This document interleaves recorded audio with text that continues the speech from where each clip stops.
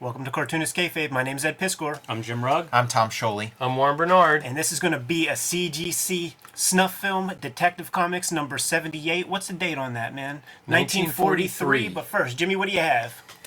Heads up, Street Angel Deadliest Girl Alive. We're down to our last couple of 100 copies of this. So I feel like my books have been going out of print left and right this last year. Thank you to all the Kayfabers out there. But if you haven't picked up Deadliest Girl Alive from Image Comics, this is still available from your comic shops, from your bookstores. They can still order them at the distributor. So if you want a copy of this, I suggest picking it up sooner rather than later. And join me on patreon.com/JimRugg, where you can learn and see how I make the comics I make. Patreon.com/JimRugg. Congrats on that, Jimmy. What do you have, Tom? One of the creators of the comic in here, Jack Kirby, from Jack Kirby, The Epic Life of the King of Comics. It's the story of his life told in comic book form using pencil, just like Jack Kirby did. And I talk about, the boy Commandos and Sandman and all the kind of stuff that he was doing at DC at this time. There's also Jack Kirby's signature comic, Fantastic Four. I did my version of it, Fantastic Four Grand Design, where I tell their whole story from start to finish. You can also check out my YouTube channel, Total Recall Show, and go to my Patreon. Go to patreon.com, search Tom Scholey, and see the comics I'm currently working on. Small Press Expo is coming up September 18th. There'll be virtual programming, virtual Ignatz Awards, www.smallpressexpo.com. Red Room Comics in the Wild, Murder on the Dark Web for Fun and Profit is the name of the game. Now tell me this doesn't look like an appropriate image right now to promote some Red Room Comics. Every issue completely self-contained, so if you see an issue on the stands, go grab it. This issue 1 is being reprinted and will be in stores in early September. You can get these comics at your local shop, go to the Fantagraphics website in my link tree in the description below this video, or hit up my Patreon, patreon.com/EdPiscor, $3 for the archive there, and you could read these comics before they hit paper.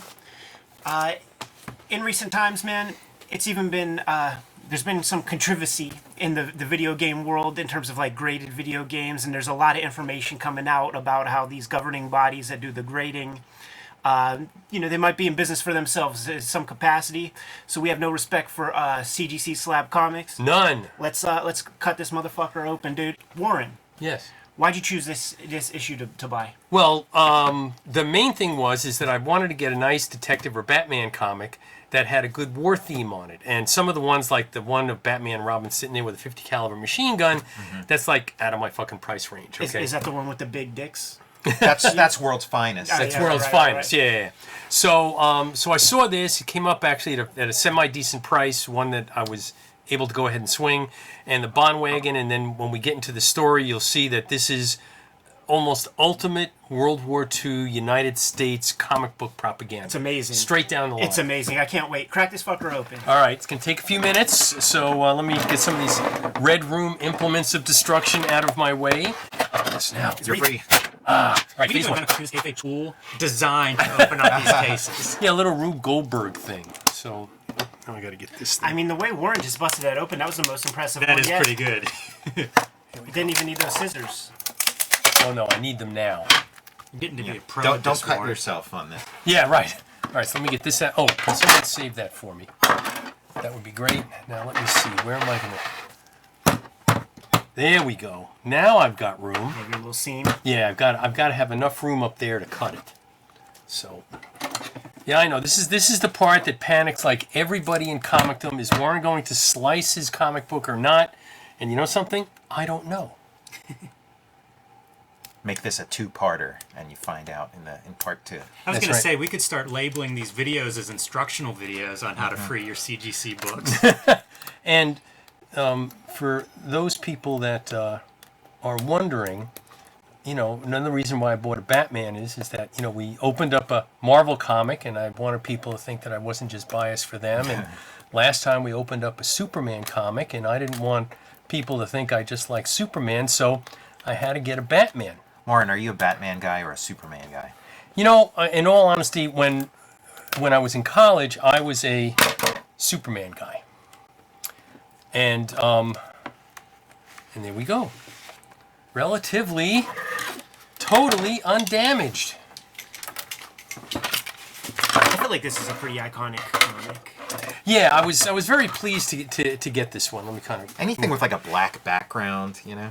Yeah, it looks much better out of the case than it did Yeah, in it's the really case. beautiful. The case may be, and this is really nice because it's got the spirit of '76, and we'll get into that.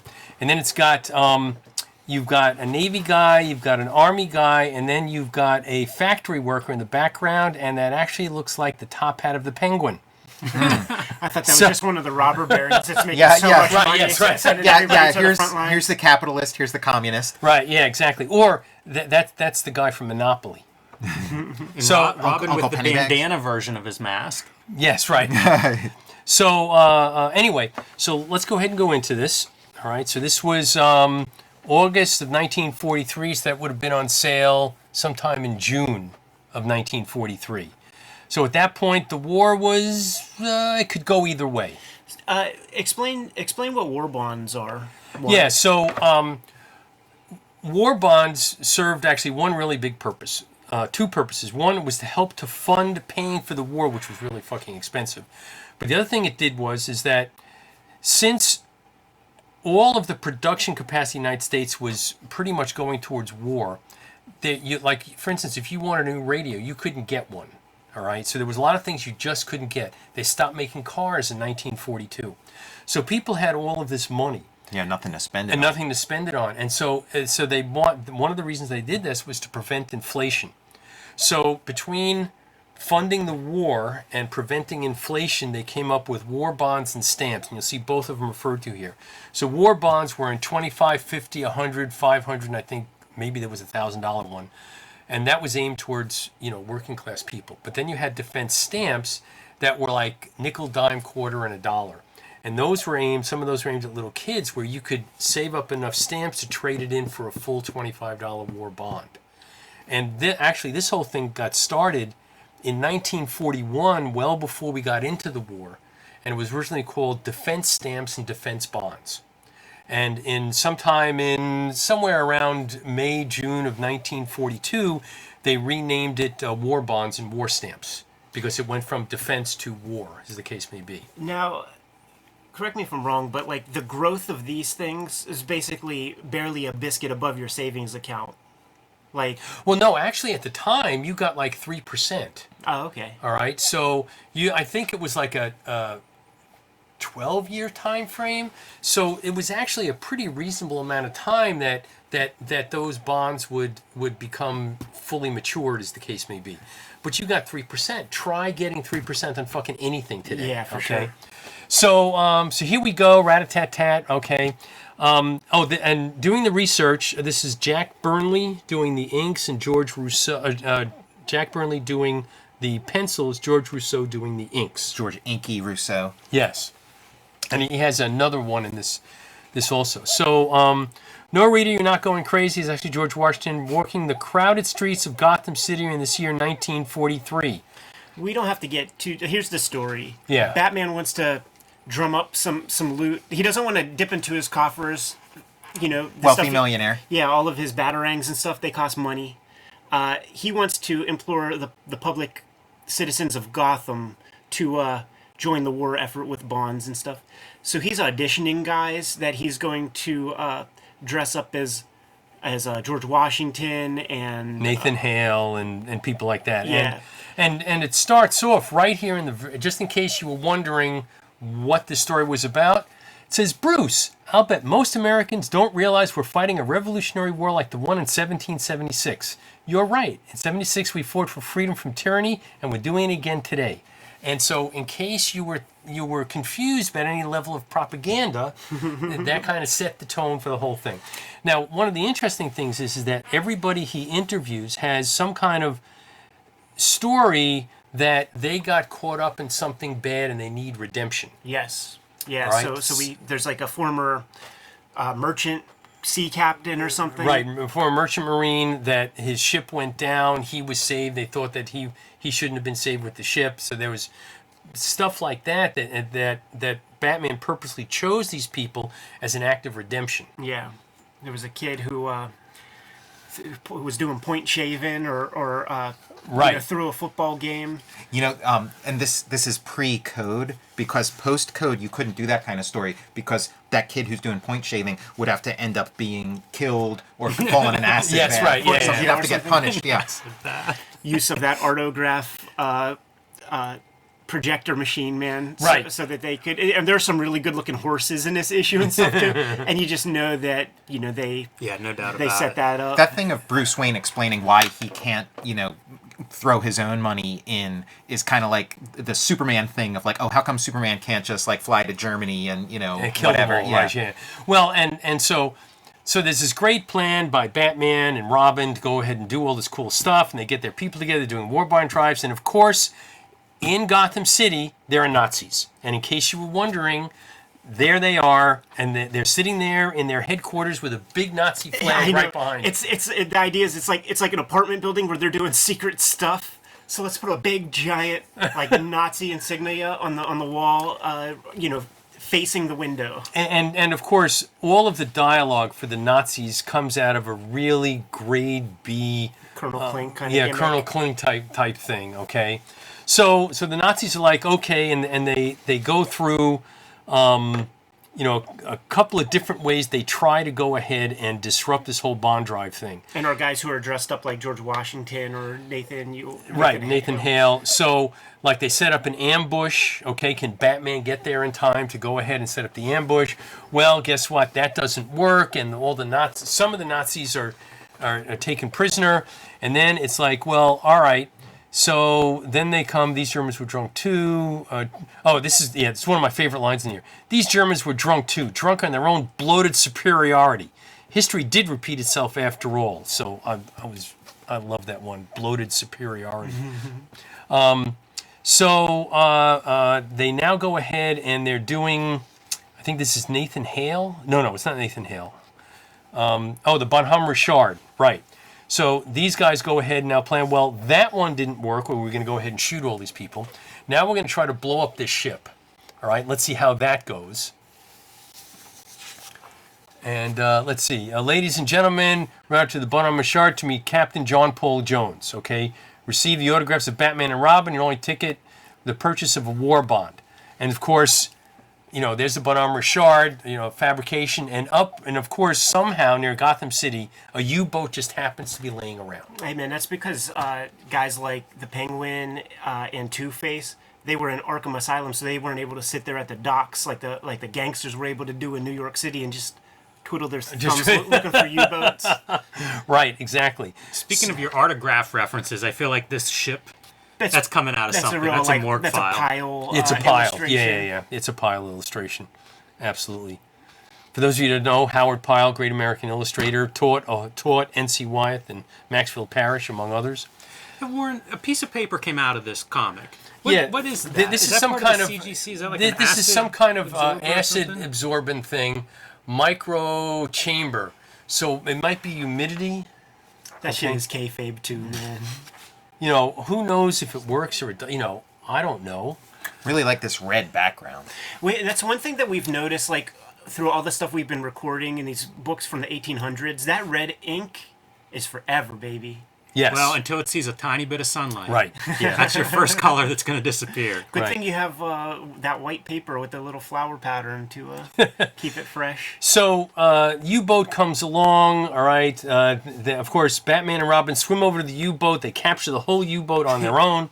And, of course, the Nazis are sitting there, up there. And by the way, it's now gone from a Nazi flag to a Nazi insignia with a wreath around it behind the Spy Master. And they're like, God damn it, we got to try this again. So, Gotta have your Paul Revere. Robin moment. Right. Now- Which good horses. Yes, right, Probably good horses. autographed a bit. There we go. That looks like it's right off of a merry-go-round. And It should be going like up and down. you'll see Robin on a horse in Dark Knight Returns. Yes. And then, Batman comes in. Of course, there's the Nazi flag. They had multiple Nazi flags up, because remember, the last one was up behind the guy. Listen, man. All right? And a Hitler portrait. And a Hitler portrait. Right, exactly. You Right. you just flip it around when the cleaning lady comes in. So, and by the way, Hitler's going to show up in a few minutes in another one of the. Put a top hat on them. They think that you're a fan of Charlie Chaplin.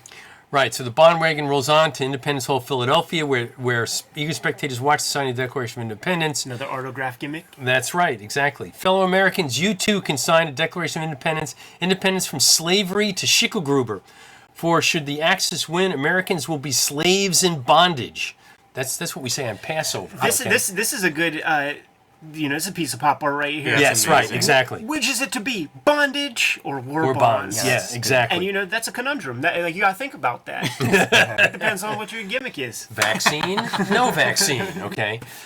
So there it is, a flagrant piece of propaganda cranked out by DC Comics.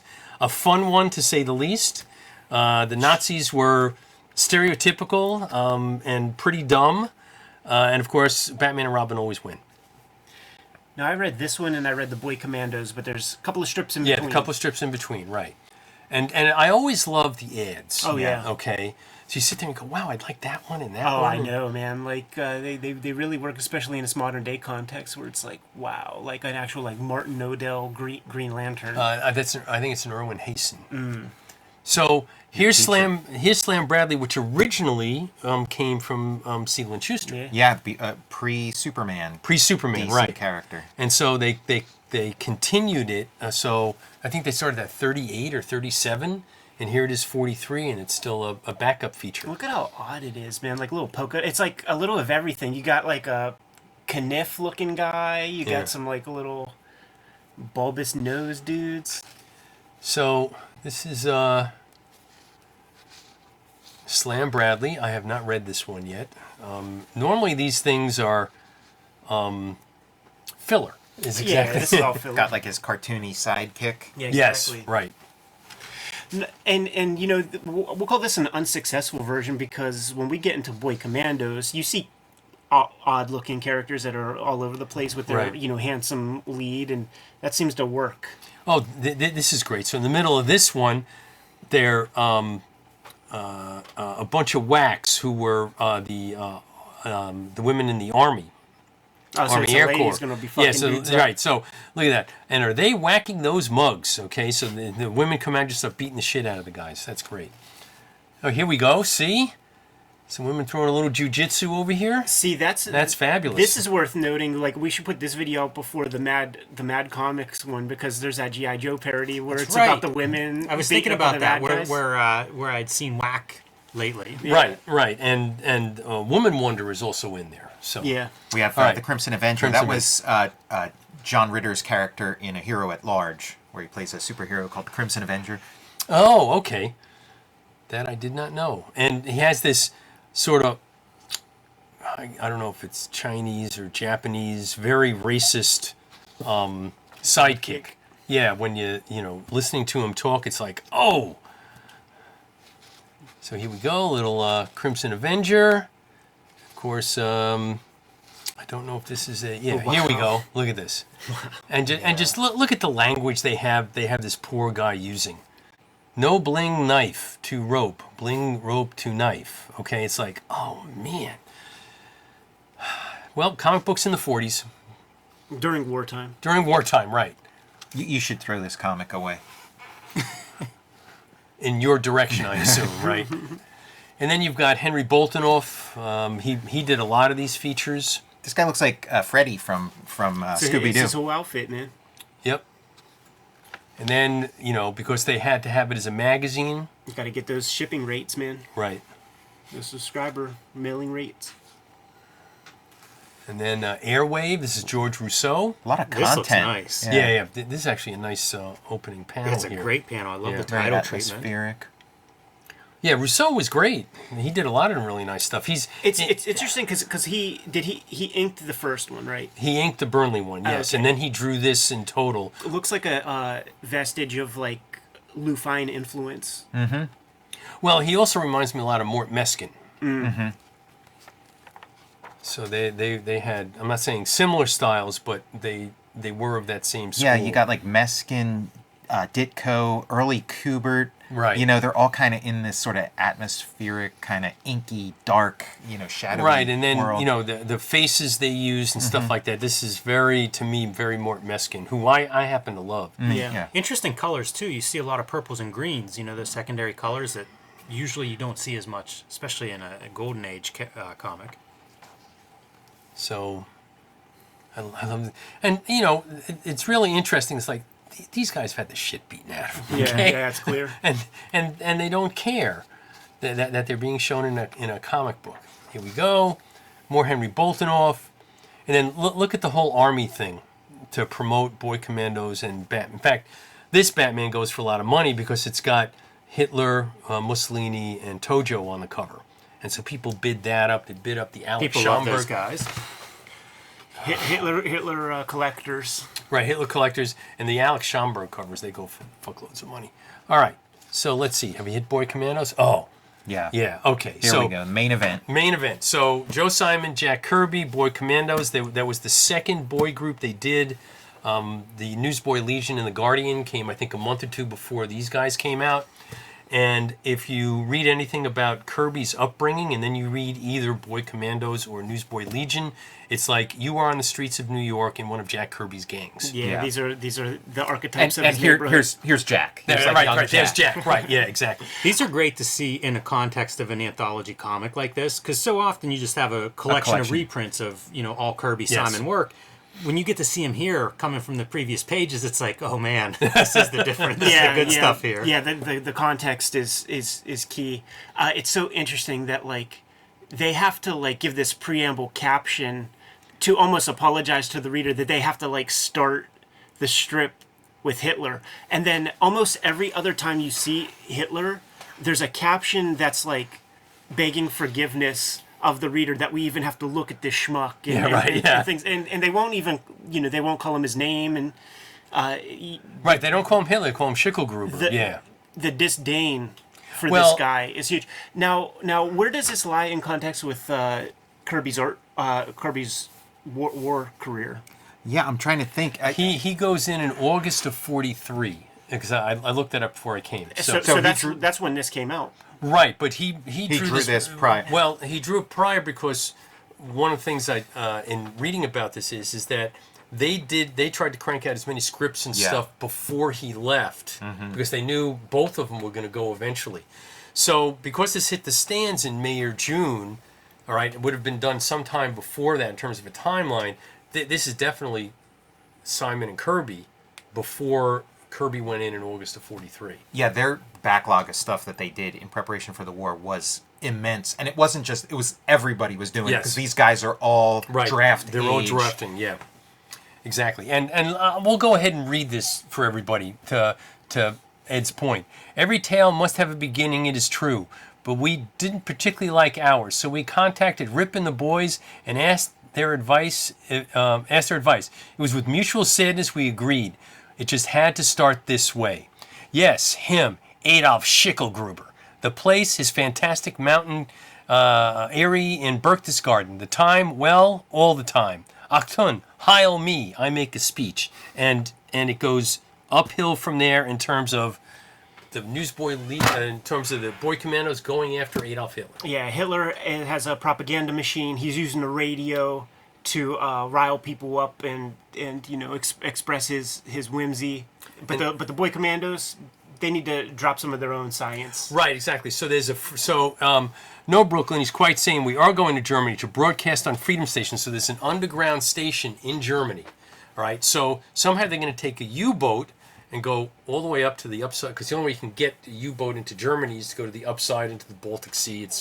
So there are levels of incredulity in this that you have to kind of suspend belief. I mean, sending boys into Into Nazi Germany. Yeah, I think it starts right here.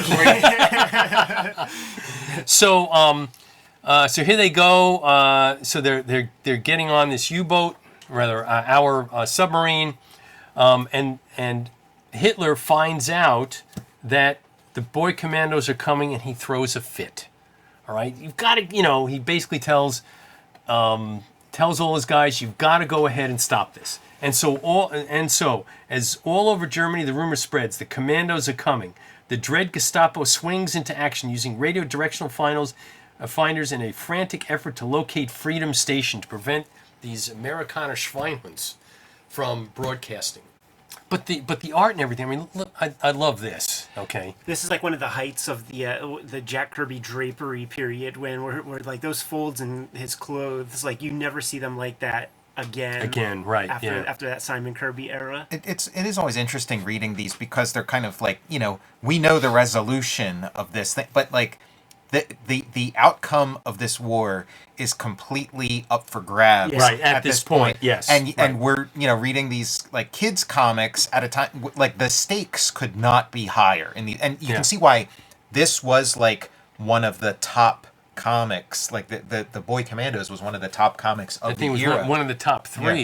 Yeah. Okay, yeah. From what I understand, like the Boy Commandos was floating Detective Comics more than Batman at a certain point.